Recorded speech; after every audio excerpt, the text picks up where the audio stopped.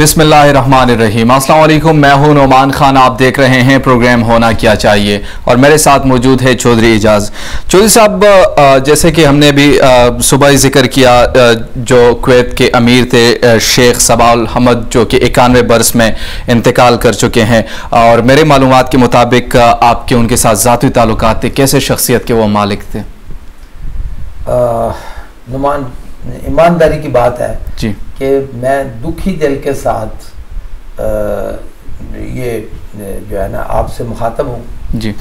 कहते हैं ना कि वतन की तरफ ईमान होता है कि जहाँ बंदा पैदा होता है तो एक मतलब एक ऐसा वतन के साथ ऐसी मोहब्बत होती है और कि वो आदमी बयान ही नहीं कर सकता जी। और दूसरा होता है कि जहाँ आदमी ने वक्त गुजारा होता है ना, तो उस जगह से भी एक हद तक बंदे को लगाव हो जाता है। मैंने अपनी जिंदगी के बहुत कीमती साल कुवैत में गुजारे, बल्कि अगर मैं ये कहूँ कि मैंने काफ़ी हद तक जो अल्लाह ताला ने मुझे जो दौलत मालो दौलत से नवाजा, तो उसमें काफ़ी बड़ा हाथ उसमें कुवैत से मैंने जो भी कारोबार किया, मेहनत की, अल्लाह ताला की मदद शामिल थी और वालिदैन की दुआएं।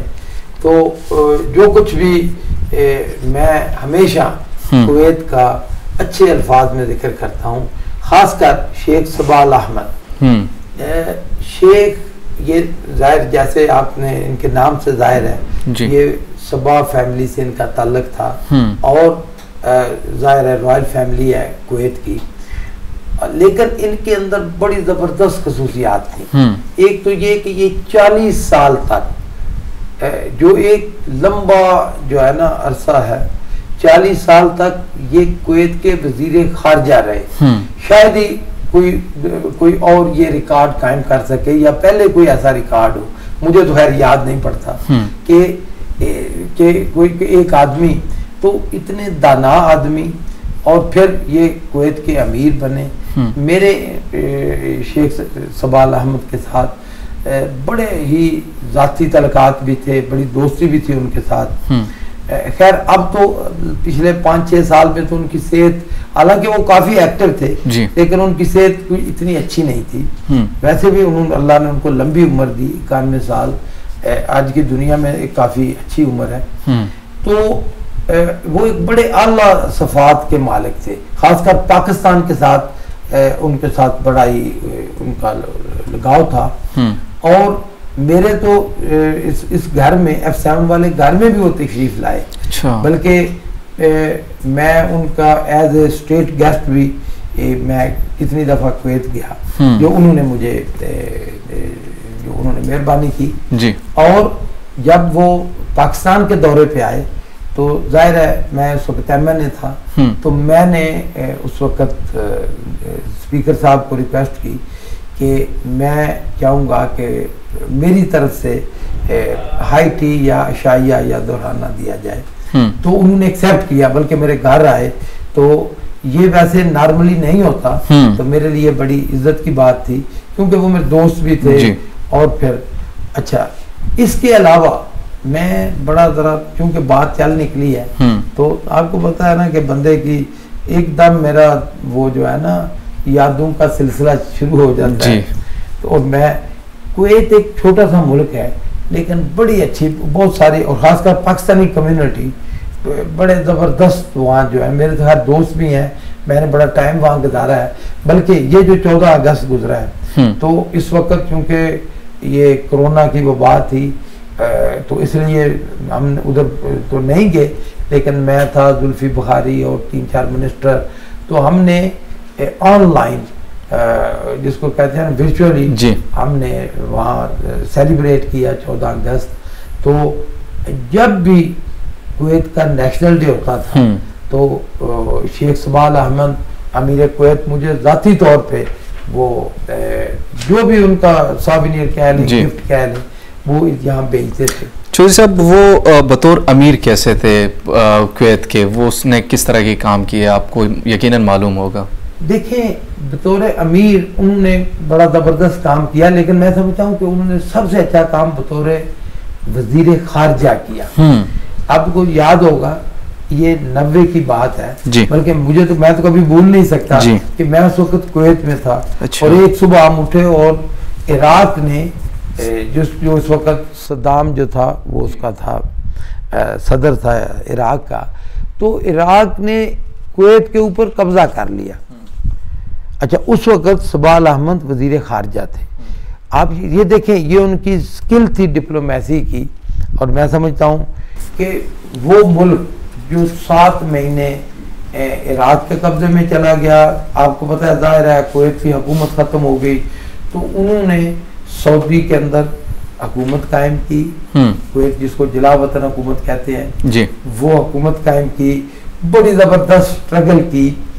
और फिर देखें इसमें जाहिर है पूरी सुबह फैमिली ने काम किया और कुवैतियों को ज़्यादा क्रेडिट जाता है कि देखें एक भी कुवैती जो कुवैती नेशनल था उसने सबा फैमिली का साथ नहीं छोड़ा, उसने कुवैत का साथ नहीं छोड़ा कि वो इराक की तरफ नहीं गया। हालांकि हमेशा ऐसा होता है कि कोई इराक का लेकिन आधे बंदे इराक के साथ हो जाते तो यकीनन वो जो है ना उनका कब्जा इस्टेब्लिश हो जाता।